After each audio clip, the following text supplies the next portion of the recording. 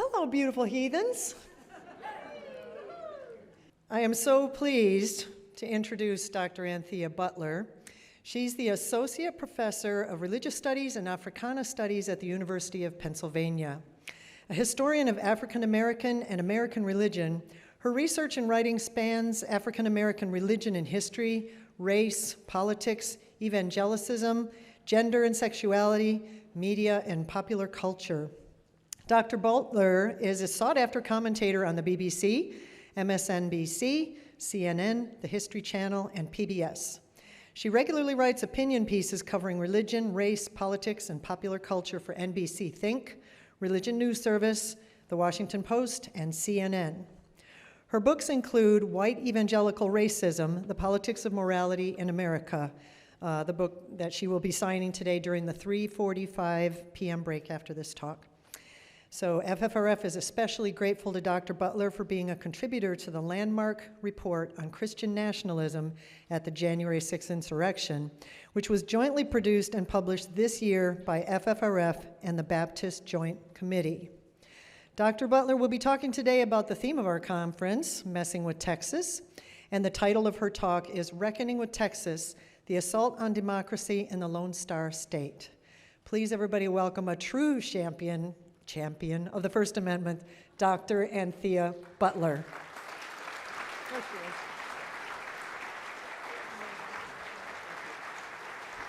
Awards are something, but what's more important is the work that we do. So I have one little correction to make, because I'm going to make this correction in part because people can't keep up with me, and it's always hard. But you not only have a religion professor from the University of Pennsylvania, you have the chair of the Religious Studies Department at the University of Pennsylvania. I am now the Geraldine R. Siegel Professor of American Social Thought, but that's not important. What's important to you is that I am a native Texan. And what that means is I continually stay embarrassed about this damn state. I mean, how much am I supposed to take? We have a bunch of guys who thought that they should hold up guns and just stand in front of a school for 74 minutes and let a bunch of children die in Uvalde. We got a governor who thinks that he is the most religious person on earth, but yet will not pay attention to the people who need health care in this state or the education system. And he continuously lies about the border, and at one point stopped trucks from coming in because he wanted to check them and made all the lettuce go up. Now I ask you, you all are here in this state, and I imagine you made these plans about everything, and you made plans to come here because, hey, San Antonio's nice, it's cheap. You know, right? It's got good margaritas, it's got queso and everything else, but I need to tell you that the people of Texas are turning ignorant. And they are becoming ignorant because of the ignorant politicians and school board leaders and local leaders in this state who are Republican, who don't give a damn about anything else except themselves and making money. So when Elon Musk finishes coming up down the street over here, up the freeway in Austin, and he finishes tearing up Twitter and everything else, what are we going to be left with? A bunch of religious yahoos who don't care about you. This is ground zero for democracy being broken. It is ground zero for the building of theocracy. Let me say that again to you. Texas is ground zero for the building of theocracy. And if you don't understand that, you need to understand the history of what has happened here in Texas. Because you had Baptist battles here in Texas, it is the place where the Southern Baptists broke apart. It is the place where you had textbook problems. And it is now the state who has given and taken away most of the books out of the libraries. Did you know that Texas is the #1 state in the country for taking books off of library shelves, not just in public libraries, but in educational systems, K through 12. So what I want to do today is talk a little bit about history, but a lot about present day. A lot about a present day in which we're watching things erode. And part of this has to do, and a lot of it has to do, with religious people who think and at least, the way that they like to appear to be, but my book is all about that, to think about this as morality. It is not morality. What it is a power grab. And I know all of you in this room, you kind heathens, you, know better than that. This is the kind of group I like to talk to because you get the jig. You know what's up. You know what's at stake in the next 2 weeks. And if some of these folks get into office, our lives are going to be even more miserable than they could possibly be right now. And so what I want to do is to let you think about a few things, and I want to tie it up by tying this all together with Christian nationalism, which is why I have bags underneath my eyes, because I've been talking about it so damn much, and now everybody wants to listen, and now everybody else who doesn't want to listen wants to be a Christian nationalist. It's a sad state of affairs in this country, but don't think it's just here. So, let's start off with some facts. One of the things that I think you should realize right now about Texas banning books is that this has happened a lot. It's happened in the history of Texas textbooks, and I'll talk a little bit about that in a minute, but most recently this has happened because of Representative Matt Krause from Fort Worth, who last October said, I'm going to send a list of 800 plus books out to all of the school boards in around Texas and ask how many of these books are on the shelves of your libraries. These kind of books are The Bluest Eye, books about sexuality, books about LGBTQ things, books about most anything that most conservative Christians would think that is inappropriate, including interracial marriage. Now, you might think, oh God, they can't possibly be against this, but let me tell you that Clarence Thomas will only keep his marriage and not keep anybody else's. He will grandfather himself in. Now, according to PEN America, which is a free speech organization, 801 books across 22 school districts were banned since that happened last year. This is between July of 2021 and June of 2022. 174 of those books were banned twice, so that means that your book must have been really important. Because if you manage to get on that book banning list twice, that's great. But see, I don't know my book yet, and it's not in the libraries yet, so I'm hoping to get on that list. Only if I can just talk about them a lot.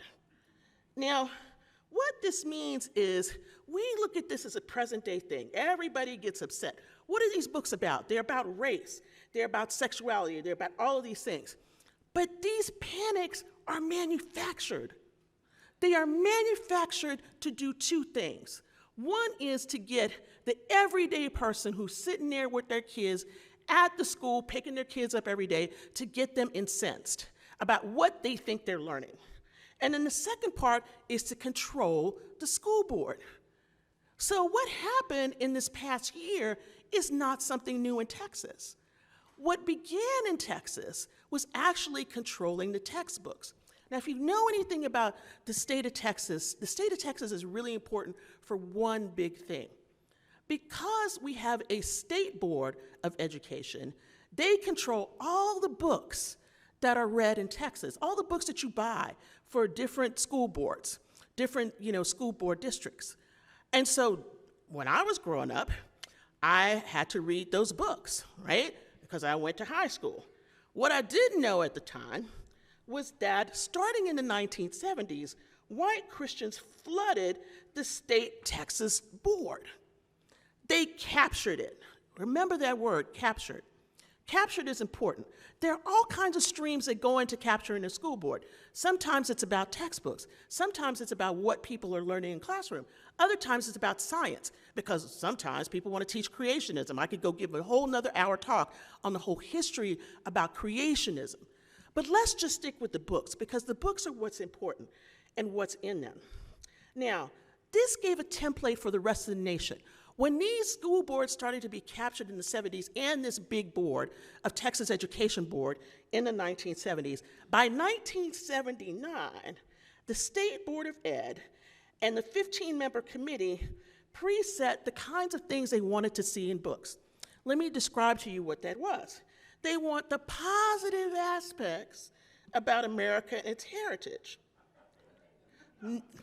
Yeah, you know that's a lie, right? Go ahead on and laugh, because we know, I'm in the 1619 book. Every time they're like, but it wasn't like this. Slaves were happy. They became Christians. I have told my class, if anybody ever writes in a class that I'm teaching about slavery that Christianity came because it was supposed to free the slaves, I am flunking them for the entire semester. You will not do that kind of crap in my class, because that's not the kind of history we teach. We teach the truth, and I am invested in the truth about what this country has done. The other thing they said was they didn't want any material that undermines authority. Peep that. No material, this is back in 1979, y'all, okay? No material that undermines authority, no violent context. I mean, oh my God, the state that has the most guns on earth. No violent context, and not to represent any lifestyles that deviated from generally accepted society. Now, if I'm remembering correctly, I believe that sodomy still was on the books then. Not quite sure, but I need to look that up. I think it was. Unfortunately, it doesn't matter, because, people do what they want to do behind closed doors, and they should be able to do what they want to do in front of closed doors, behind them, everywhere. But in the state of Texas, they wanted to tell you what could be in the textbook. So this kind of varnished, whitewashed history, and I do mean the word whitewashed, changed textbooks. And so when you had companies like Prentice Hall and everything else, the people who wrote those textbooks had to write in that manner. So long before everybody started screaming about CRT, we already had textbooks that were tainted. Fast forward to 2018, when we find out that one of the school boards here has a book that said slavery was just like indentured servitude. It was just a thing that people did, and that it didn't have any harm. It was labeled immigration. Maybe that's why they keep yelling about immigrants, right? Because this is what they've learned. This is the stupidest thing I've ever heard. MLK, with the civil rights movement, was reduced to an American story of progress.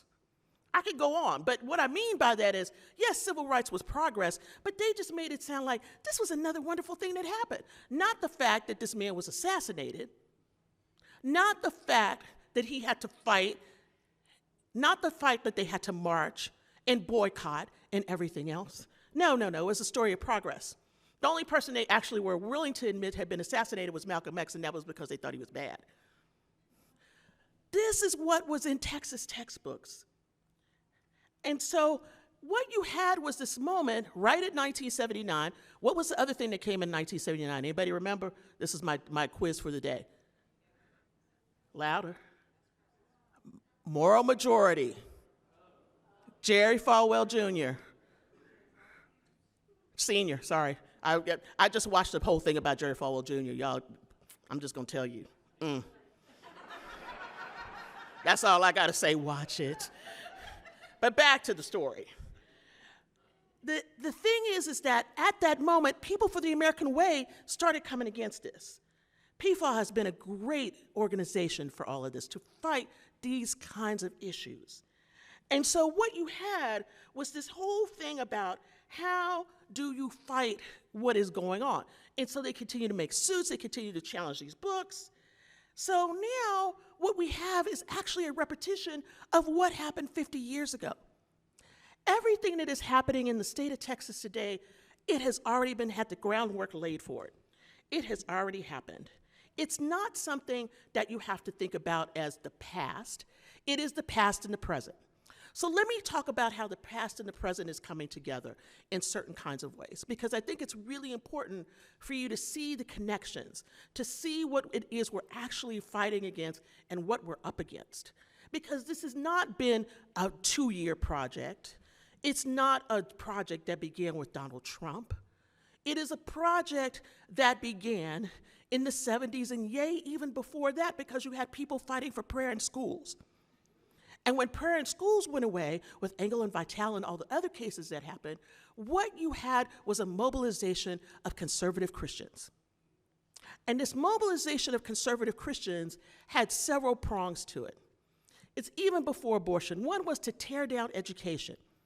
Those of you who are old enough will remember that there was such a thing called segregation academies. These segregation academies were built by predominantly Christian schools in order to take their children out of the way of being integrated since Brown versus Board in '54. Textbooks are just a part of this program. So you have, let's have our own schools. Let's destroy the public school system. So you begin to have all the testing and everything else that happens with the kinds of tests and the kinds of questions that are designed to trip up folks. You have the books that you're banning from people learning real history. You have advocates who take over school boards and capture them. When that doesn't work, you decide you start to do school vouchers. You with me? All right. See, now you get to the school vouchers, and who gets the school vouchers? Religious education, okay? Everybody else has to get flooded into the public school where you got the bad books. Now, those kids are reading bad books too. Now, to top it off, let me give you the layer on top of this that'll make everybody crazy. Homeschooling. Oh, if you think you've had problems this year, the #1 article that I wrote about, that I got the most flack about and all the hatred about, was about homeschooling. What did I have the audacity to say? Homeschooling was racist. And that homeschooling started off with Rush Dooney and other very fundamentalist people in the 1950s forward, and the materials that they publish are even worse than the Texas textbooks. So what you have is this morass that's happening in Texas. You've got the dissemination of libraries and learning and textbooks. You have the undercutting of public funds for public schools. You have charter schools that are arisen that mostly are religious in nature, and people think that they're doing better for their kids, so they put them in charter schools, or then they put them in Christian academies. And all the materials are designed to tell a lie. And so now what you're faced with is an educational system that by the time they get to me, it's a mess. Because you have to have people crying because they don't know anything about slavery. My African American students are always upset because they're like, I never learned this. And I'm like, you didn't learn it because you probably had really crappy books. Where are you from? Half time, somewhere in the South. Some of them who are even private schools. One summer I did a course about, African Americans, a really short 1-week course to get people ready for school. They didn't know anything about lynching. I had to stop everything and basically say, I'm sorry, but this is gonna feel like terror to you for the next 2 hours, but I want you to understand what that terror was like for African Americans in the late 19th and 20th century. I want you to understand what people in this country have done because they didn't want to be with us, or they did not want us to be integrated into this society. You need to understand the kind of violence that has happened in America. So, what you have in this denigration and destruction of the educational project is a way in which Christians have tried to flood the zone, as we say. That flooding the zone is creating not just the problems that we've had with education, but it's creating problems with something else right now. So let's talk about weaponization, because that's where I want to end here. I want to talk about that, and I think it's an important thing to say because it's very important, and I'm going to try to leave 5 minutes to take a couple of questions from the crowd. One way things get weaponized is to take a term and use it for something else. In this particular case, in the education battle, the term critical race theory has been used as a weapon. Christopher Rufo took that term, CRT, and bandied it about everywhere. So what you had were denominations like the Southern Baptist Convention saying, oh, we don't know if we should be about race. We think that this is a bad thing. Never mind the fact that this was just right around the time that George Floyd was murdered, and that they had promised to do better and to think about, yes, Black Lives Matter. That was just a whisper. But then when CRT came on the scene, this began a process of radicalizing people who were everyday folks. And you have to understand, the way these things get done is top down.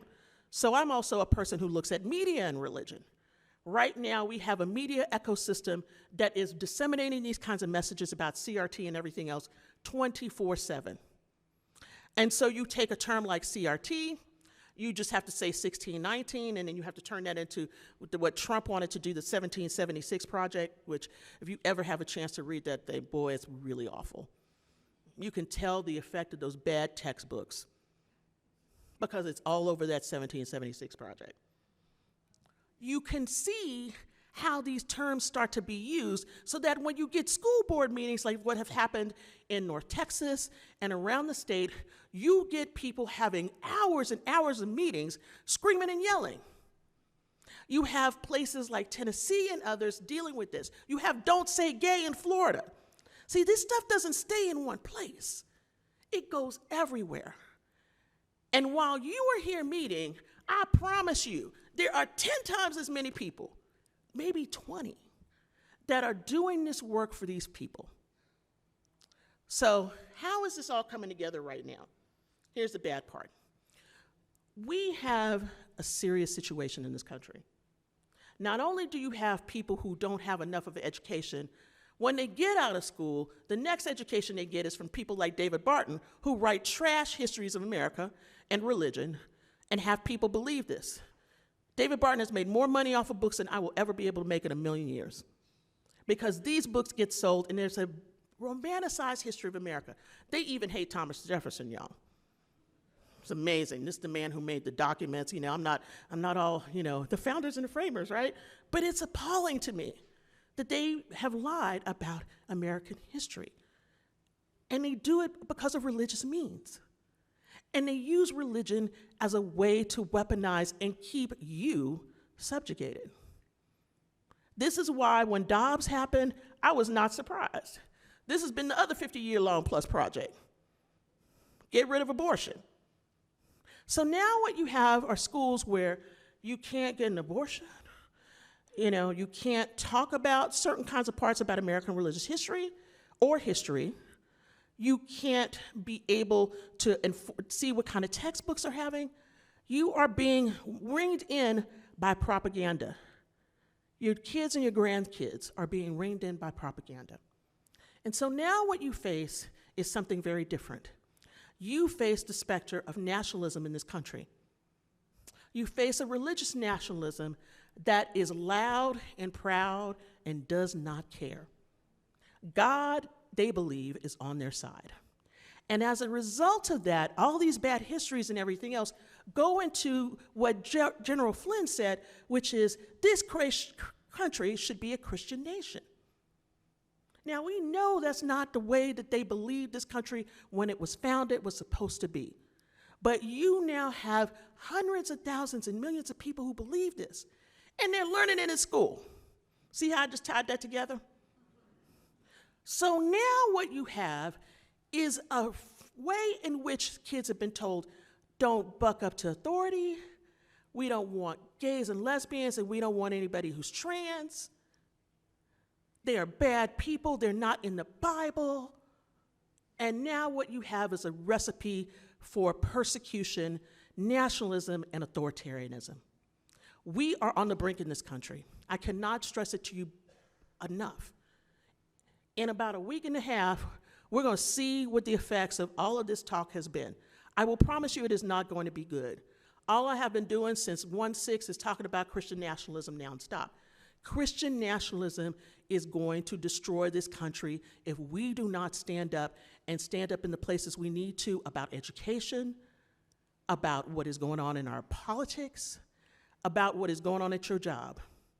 So while I know we are all having fun here in San Antonio, I want to remind you of something. Democracy is not promised. Black people have been fighting for democracy in this country for over 200 years. We know we don't get it. We know we have to fight for every inch we get.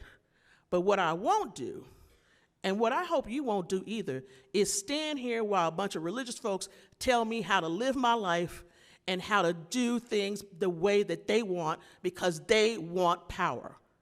This country is not a theocracy, it is a democracy, but it is slowly slipping into theocracy.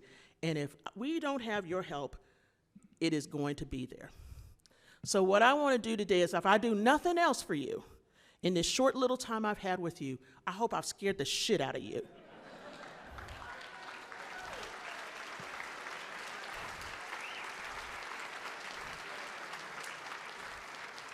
And I mean that sincerely, because as a historian, we are on a precipice, and we're about to fall over in this country, and these folks are armed and ready to go.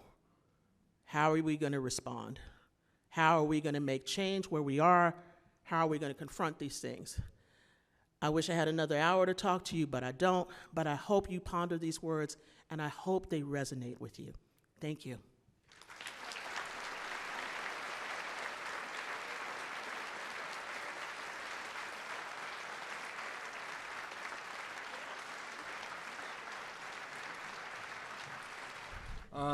I just want to make a comment or a couple comments. Well, make it quick now. We got to ask questions. That's why I tell people all the time, make it a question. Y'all want to, just not a preaching convention. Daniel Mack, ACLU, pissed me off, and then I had time to get calm down, and now you're pissing me off. That's my job. All I want to say. That's my job. All I want to say is that Texas is influential on textbooks all across the country. That's right. Not only in Texas. And the other thing, if you want to know something about slavery, I suggest you read or go to greatcourses.com. They have a great series on slavery. They do. Thank you. Anyway, that's it. I'm glad to hear I pissed you off, though. Next one, anybody up back there? Anybody else want to ask a question? I'm just doing this not because I'm trying to be cool, but because I'm trying to see who's talking to me. Suppose you went to a terrible religious school, Yes. and you need to do some remedial education.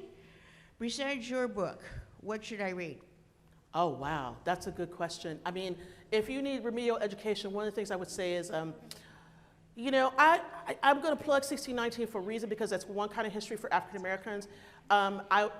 You come up to the table, I will give you a couple of titles that'll help you for American religion, okay? And I'm happy to give these to FFRF for just America writ large, so you get some right stuff, because I think one of the problems is they're great historians of America, right?